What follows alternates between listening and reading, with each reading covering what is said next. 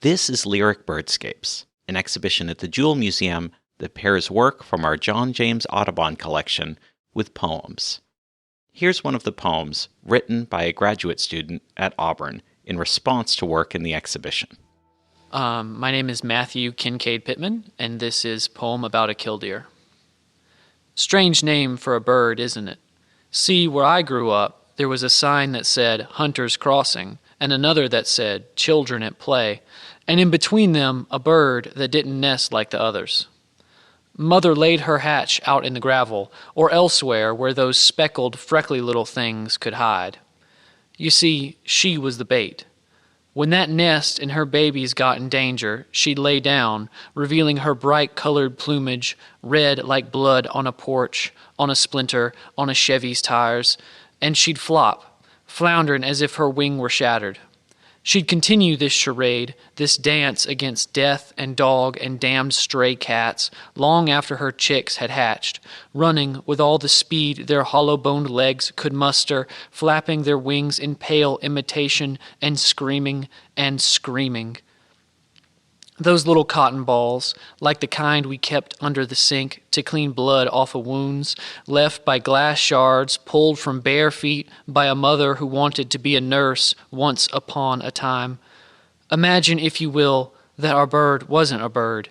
Feathers become fingers, maroon plumage into pomade and red fingernail polish, and imagine that even then she fought, that despite a head full of sense and a surety granted by God himself, she still broke her back and laid herself down for her chicks. See that those children survived, only to finally fly away out of that gravel and that grave. Do you think they turned their heads, looked back? I think my journey was kind of opposite to everybody else, where when it was revealed we were writing about Audubon's birds, I knew immediately what bird I wanted to write about. And so my journey was, okay, does Auburn have access to this print? Because if they do, I want to write about a killdeer. It's a bird that I feel like is hugely underrepresented for how interesting it is. It's a bird that I grew up watching and playing with. And I knew that it would be an opportunity.